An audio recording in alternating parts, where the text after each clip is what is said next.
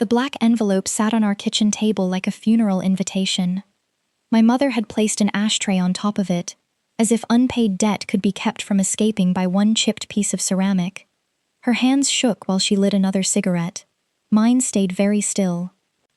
That was how scared I was. 3 men waited outside our apartment door. I could see their shadows beneath it. Broad shoes, no movement, professional patience. Then heels crossed the hallway.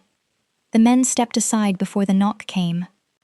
My mother whispered, "Be agreeable." I looked at her. "You gambled away agreeable last winter." The door opened without either of us touching it.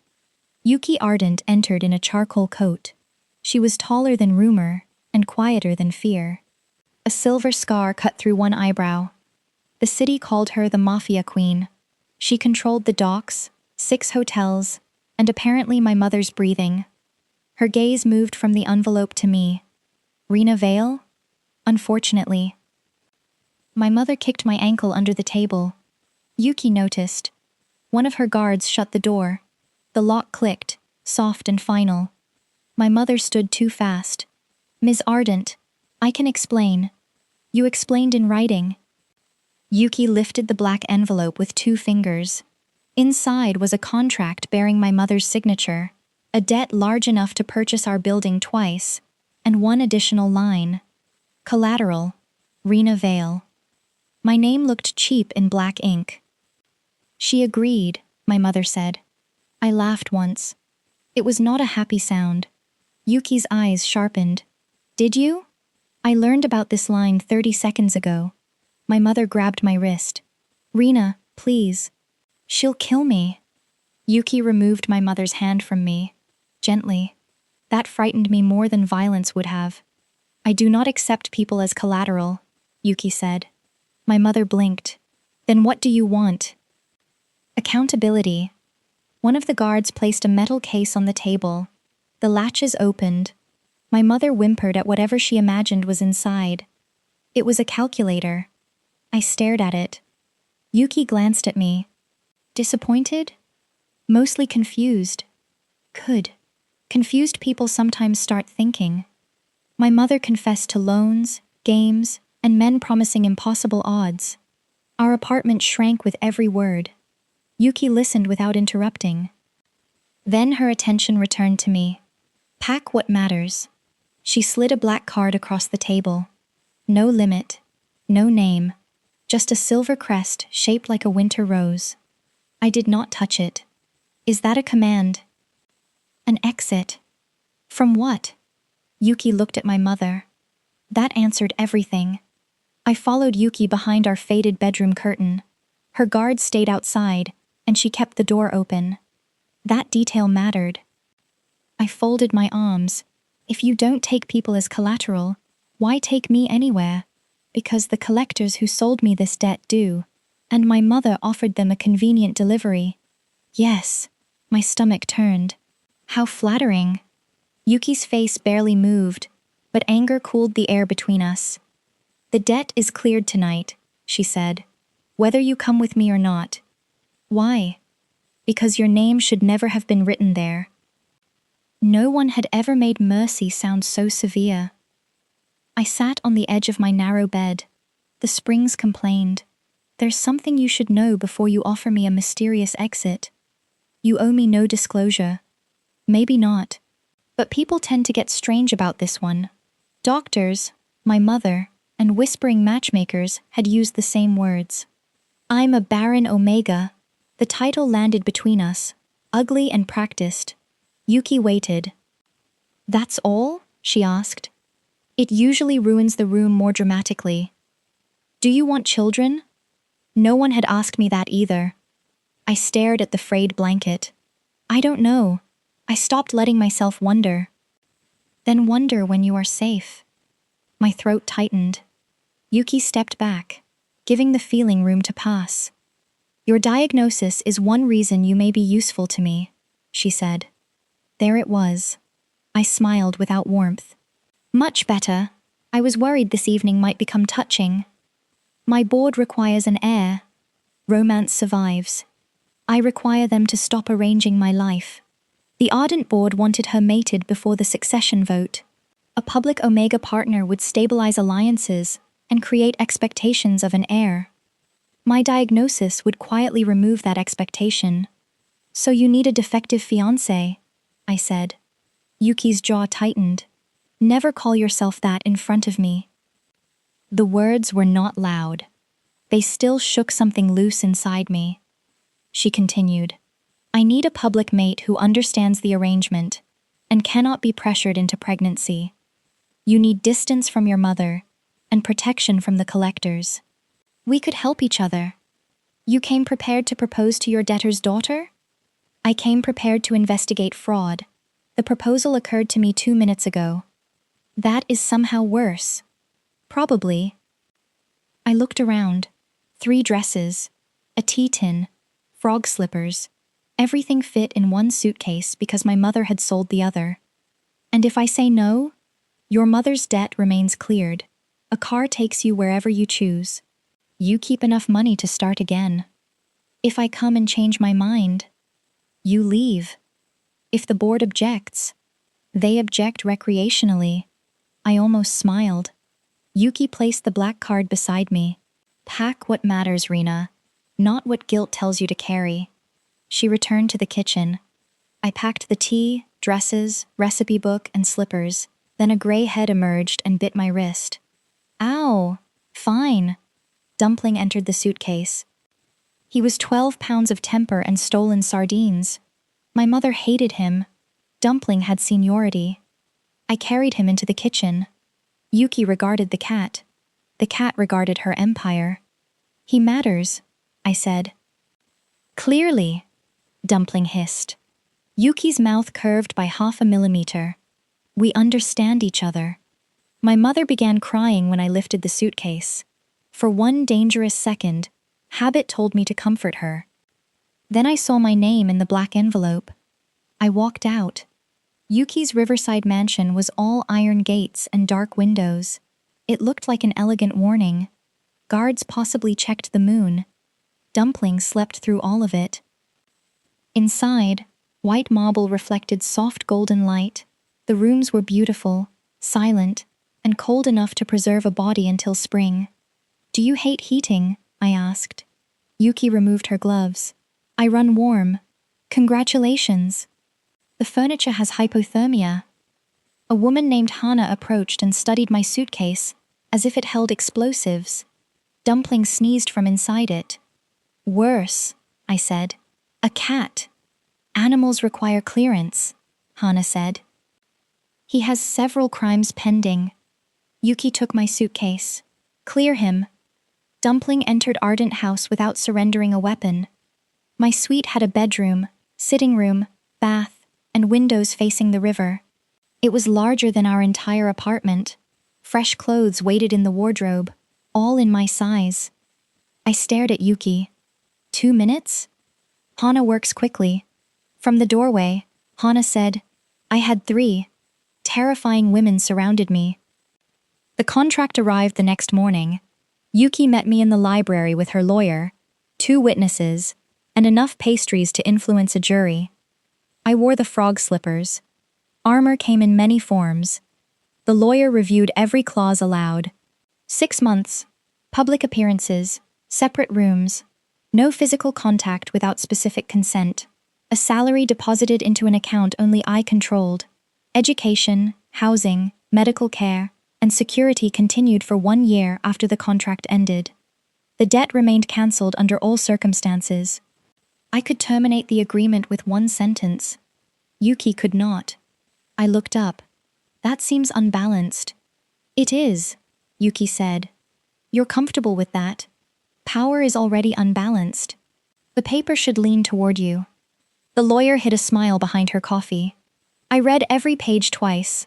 Tea shop bookkeeping had taught me that numbers lied less often than people, but contracts could make either one perform acrobatics.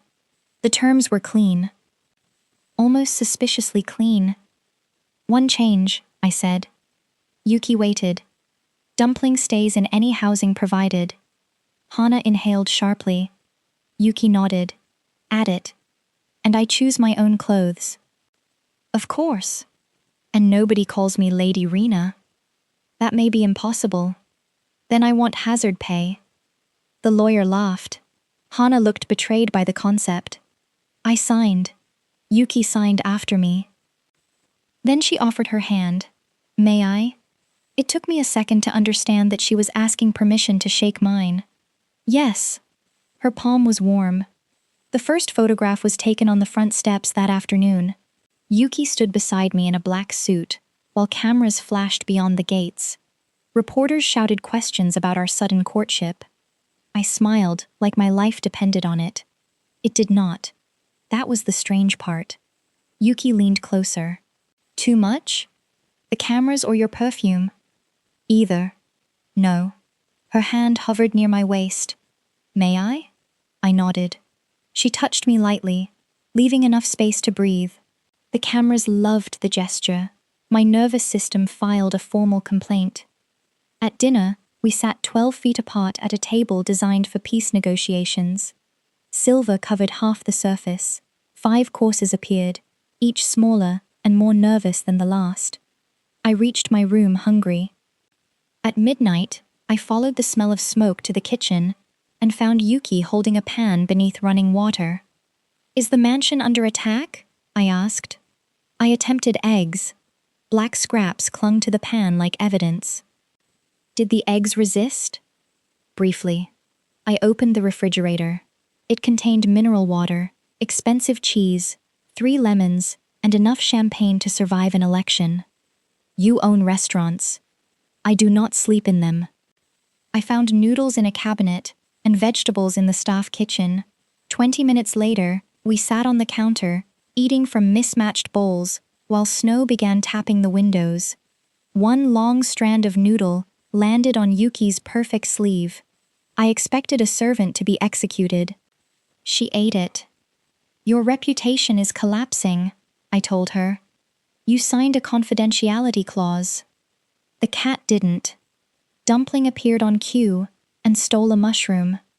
Yuki watched me laugh. Not perform, not reassure, laugh. Something in her shoulders lowered. The next evening, the dining table had been shortened. We sat only 6 feet apart. By the end of the week, someone raised the thermostat 4 degrees. Nobody admitted responsibility. I found Yuki reading financial reports near a vent, sweating with regal dignity. I brought her iced tea. You did this, she said. The furniture petitioned. She drank the tea anyway. The tea was cheap black leaf with ginger and too much honey. It came from the little shop where I had worked since I was 16. Yuki kept rare blends worth more than my old rent, but she started requesting mine before late meetings. It tastes uncomplicated, she said. That's a polite word for inexpensive. I meant honest. I stopped teasing her for almost 7 seconds. Our public courtship developed a rhythm. Galas, dinners, and meetings with old families. Before each event, Yuki asked what contact I wanted. Hand, elbow, waist, none. She never rushed my answer. At our 3rd gala, a young alpha asked whether Yuki had purchased me from my mother. Yuki appeared behind him, and the room became colder. Leave, she said. I touched her sleeve. I can answer. She looked at me. Do you want to? Very much. Yuki stepped aside. I smiled at him. She did not purchase me. If she had, she would have requested a refund after hearing me sleep. Someone choked on champagne. Now leave before she remembers how boring mercy can be. He left. My hands shook afterward. Yuki took me home, made tea, and sat across from me without mentioning them. You gave me the room, I said. You asked for it. I still worked at the tea shop twice a week. Yuki kept security outside because she understood that protection became another cage when it stood too close. Sometimes she arrived at closing and ordered my cheapest tea.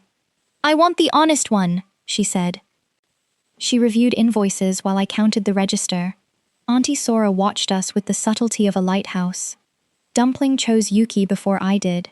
Soon he slept on her confidential reports. Yuki conducted meetings with him on her lap while his tail slapped one board member's wrist. "Should I remove him?" I asked. Yuki stroked him once. He has raised no irrelevant objections. The mansion changed in smaller ways. A basket of blankets appeared in the library. The kitchen stocked actual food. Staff stopped straightening when I entered. Hana began hiding pastries for me after security briefings. Yuki still worked until 2 each morning, so I started leaving dinner outside her office. She started leaving the empty plate outside mine. Neither of us mentioned it. Then, one night, the plate came back untouched. I found Yuki on the balcony with blood on her cuff. The city lights glittered below us, blurred by rain. Her coat was open, and a thin cut crossed her ribs. The metallic scent reached me before she could turn away. "It isn't mine," she said. "That is not comforting. Most of it isn't mine. Remarkably worse." I called the doctor. Yuki objected. I informed her that Mafia Queens could bleed to death after office hours like everyone else. She let me press a towel to the wound. "May I?" I asked before lifting her shirt. Her eyes met mine. Something softened there. Yes. The cut was shallow. The bruises were not. While we waited, she explained that one of her warehouses had been attacked by collectors using military weapons. The same collectors who had owned my mother's debt. Why would loan sharks attack your docks? That is the question. A clue. At the time, I did not know it was mine. The doctor stitched Yuki at the kitchen table. Dumplings supervised from the refrigerator. When the doctor left, I made soup. Yuki watched me chop onions. "You are not afraid enough." "I am terrified." "You hide it well." "No. I hide it loudly." She reached for my wrist, then stopped before touching me. "May I?" I turned my hand beneath hers. Her fingers closed carefully. "You can still leave," she said. "Are you trying to dismiss me?" "I am reminding you that the door exists." "Good. Keep it unlocked." I squeezed her hand. "I'm staying tonight. Not forever." Not because I owed her. Tonight was enough. The former fiancé arrived 3 days later, wearing ivory silk and inherited disappointment. Celeste Vane had once been promised to Yuki. The tabloids still called her Yuki's lost love. Celeste called herself an old friend.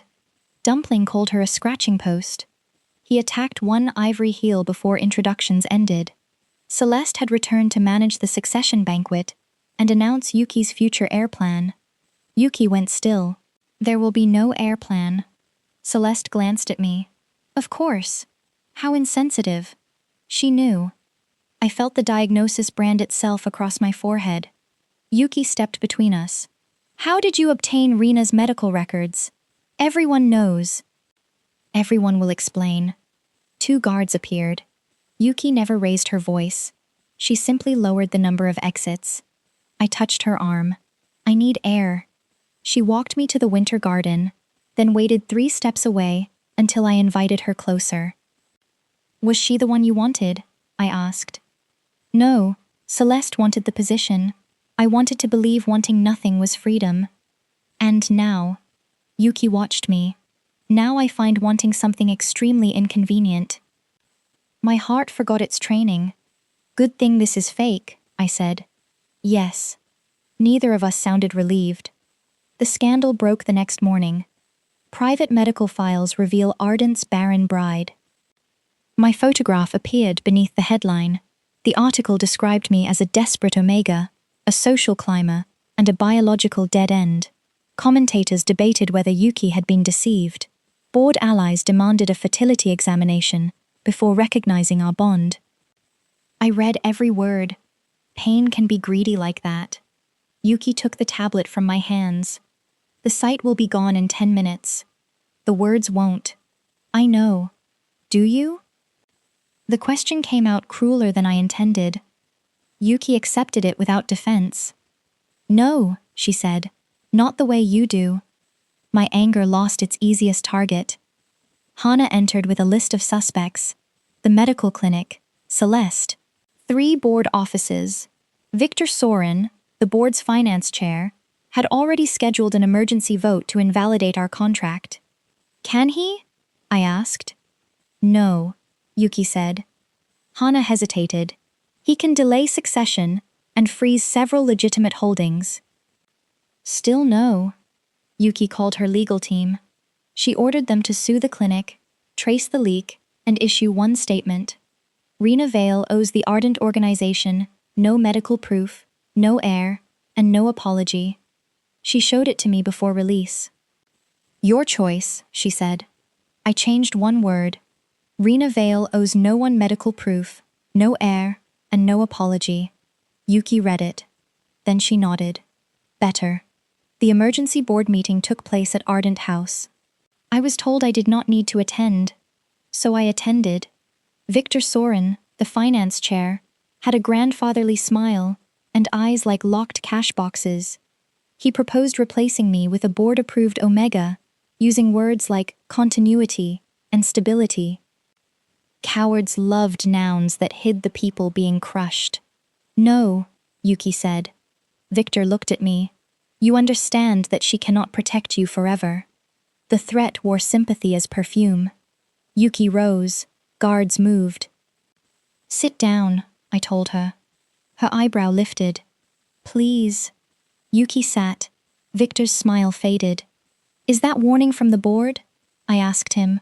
Or from the collectors visiting your East warehouse? I had guessed. His left hand tightened once. 10 years of watching customers lie had taught me that bodies kept cleaner books than mouths. I have no idea what you mean, Victor said. Neither do I. Yet. Yuki found me in the library afterward. East warehouse? It sounded ominous. Victor owns one. On the east side? Yes. I considered this. I may be a genius. You may also be in danger. Those conditions seem compatible lately. Yuki closed the door, but stayed beside it. I can move you tonight. Another city. New documents. Any amount you need. The offer was sincere. So was the panic beneath it. Do you want me gone? I asked. No. The word cracked. Her control returned immediately, but I had heard it. Then don't turn fear into a decision for me, I said. Yuki went still. You're right. No argument, no excuse. Just room. I stepped closer. I want security at the shop. Quiet security. I want access to the debt records. And I want you to tell me if the threat changes. Done. I am staying. For tonight? She remembered. I smiled. For tonight. The distance between us felt very small. May I kiss you? Yuki asked. Every sarcastic answer abandoned me. Yes.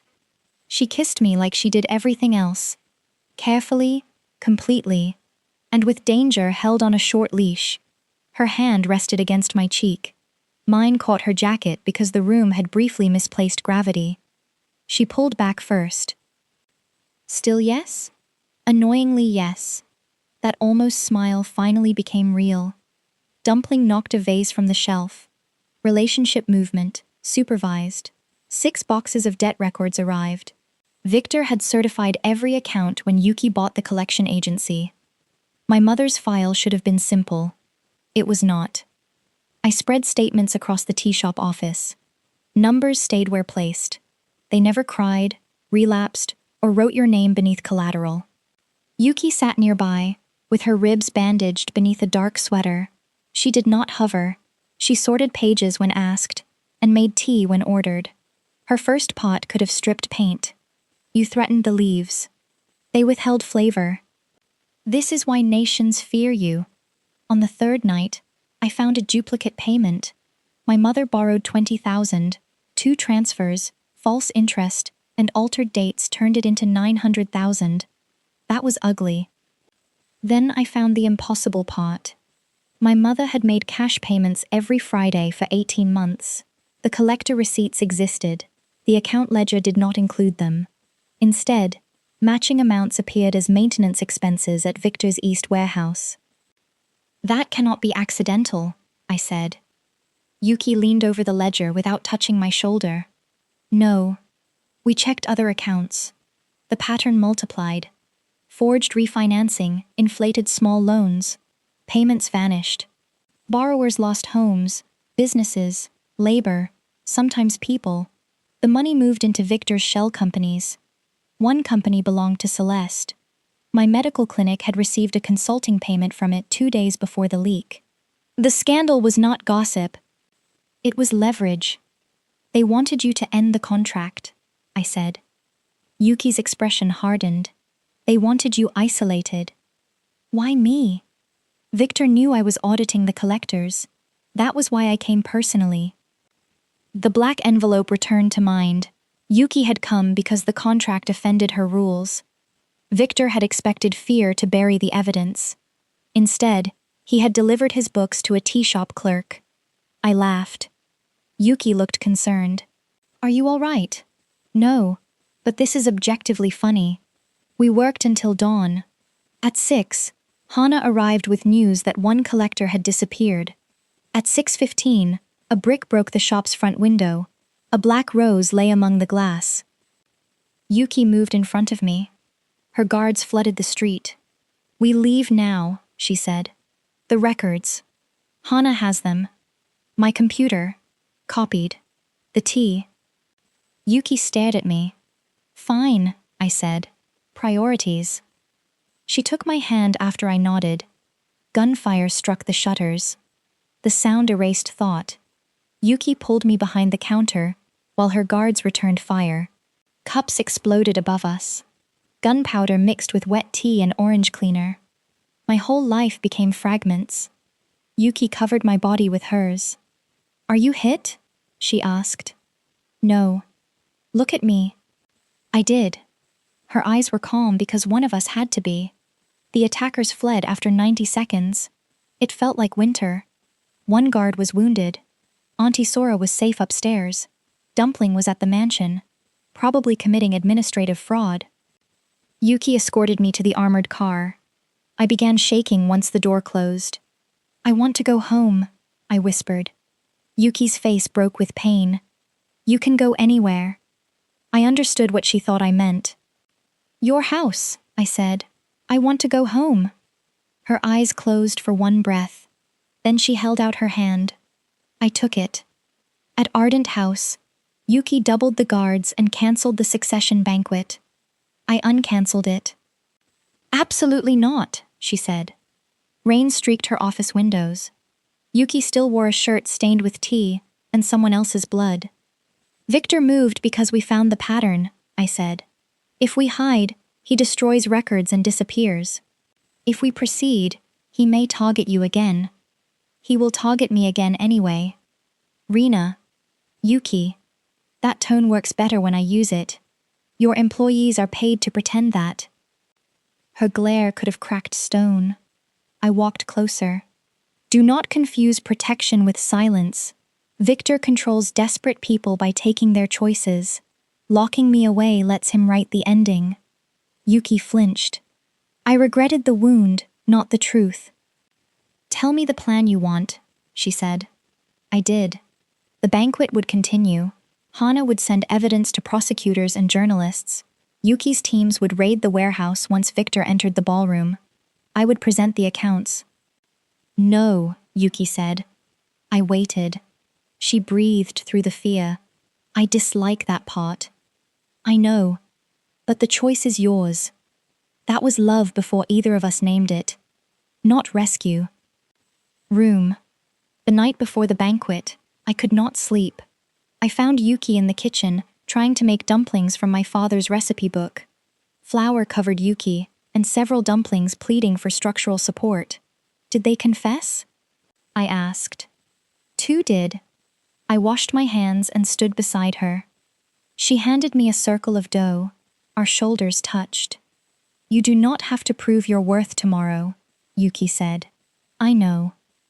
You do not have to earn this house. I know.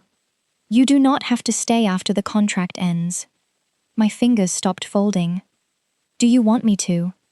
Yuki stared at the ruined dumpling in her palm. Yes. The simple honesty undid me. Not as a shield. I want your cheap tea, insulting slippers, and criminal cat. He improves them. I want midnight meals and your arguments. I want to know what you choose without fear. I swallowed hard. That is an inconvenient amount of wanting. I warned you. I kissed the flower from her cheek.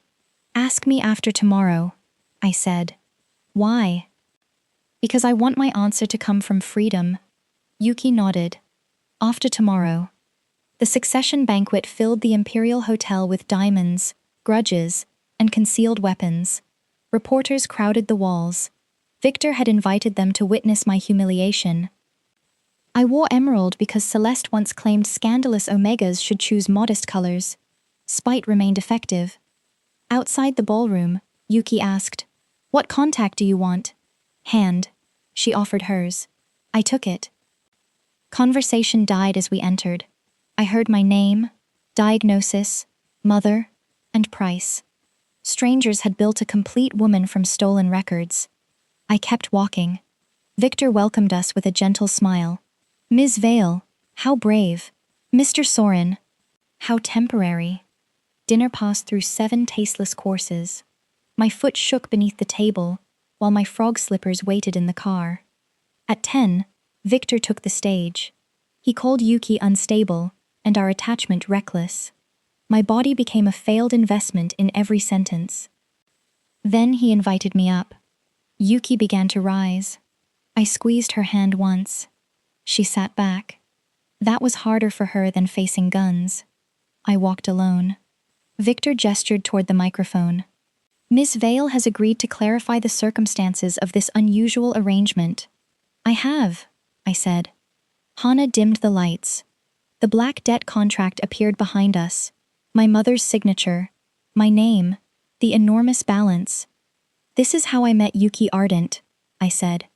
"My gambling-addicted mother offered me as collateral for a debt she could never repay."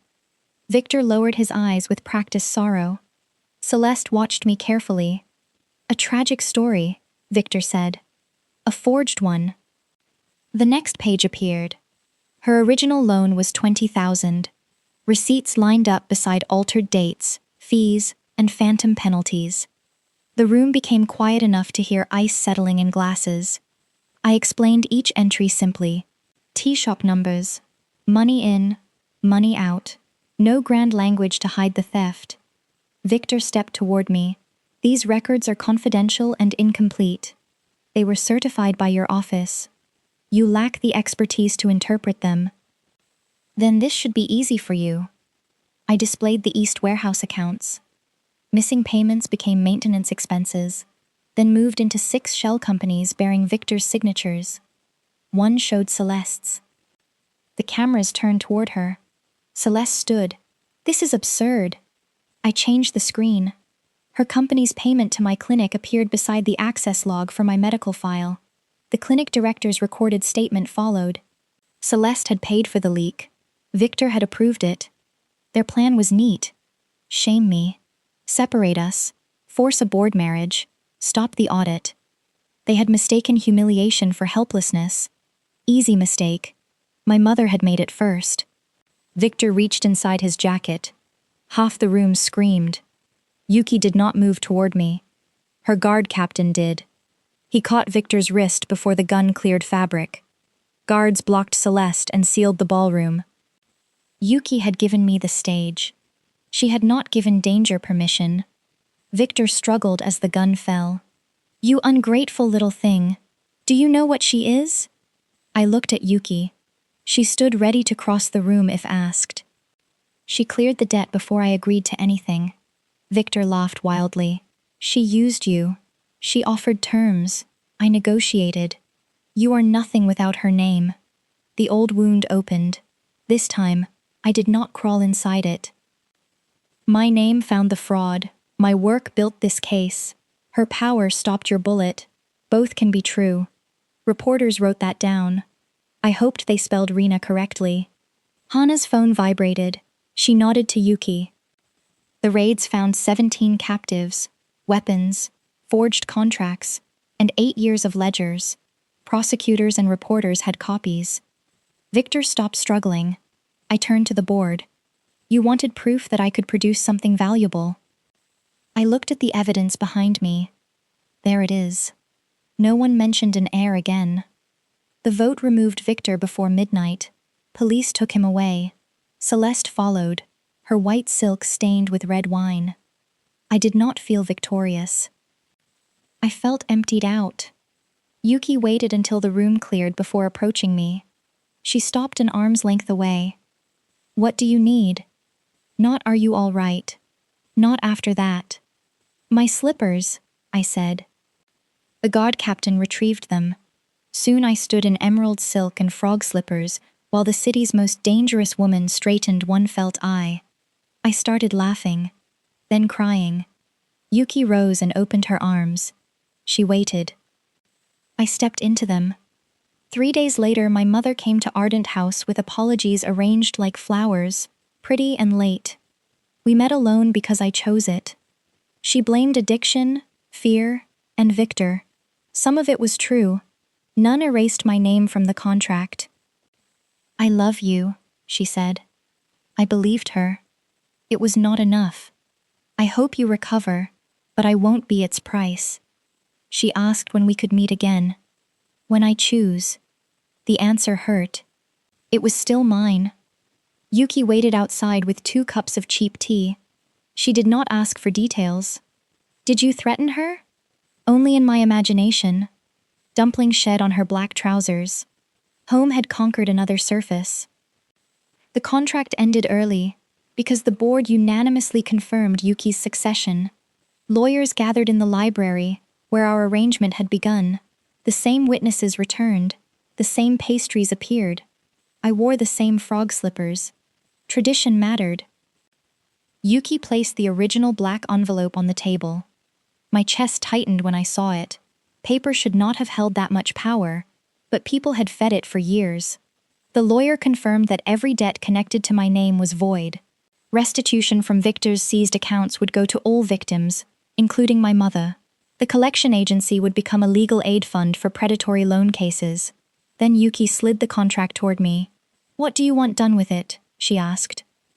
I could have kept it as evidence, framed it as a trophy, buried it beneath a rose bush. Destroy it. Yuki lit one corner. Flame traveled across the forged balance, my mother's signature, and finally my name. Ash curled into a silver bowl. The black envelope followed. No ceremony, just an ending. When the smoke cleared, Yuki placed a white envelope before me. I stared at it. Your timing is alarming. Open it. Inside was a brass house key. No contract, no conditions, no repayment schedule. The house is yours if you want it, Yuki said. Whether you stay with me or not. It has been transferred jointly into our names. Your share cannot be revoked. I looked at her. That is an absurd gift. You made it a home. I raised the heating. Exactly. The lawyer and witnesses quietly escaped with the pastries. Yuki remained across the table, her hands open and empty. You asked me to ask again, she said. My heart began beating too hard. Rena, when fear is not choosing for you, what do you want? I thought about the apartment I had left, my mother's grip, the black card, the first night in a freezing kitchen, cheap tea beside rare china, blood on Yuki's cuff, her body between mine and bullets. Her restraint when stepping back had hurt her more than fighting. I thought about every unlocked door. Then I thought about what I wanted, not what I owed, not what I could repay. Wanted. I picked up the key. I want better noodles at midnight, I said. Yuki's eyes warmed. Reasonable. I want my own office near the tea shop. Done. I want to help run the legal fund. It needs you.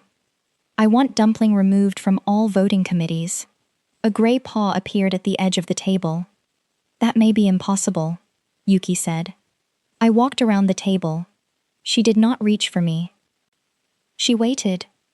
And I want you, I said. Not the queen. Not the contract. You. For once, Yuki Ardent had no answer ready. So I took her hand. I chose the woman. I chose the house. I chose the life waiting beyond every unlocked door. The first envelope had defined what I supposedly owed. The final envelope gave me something I never had to repay. Freely chosen. Entirely mine. Home.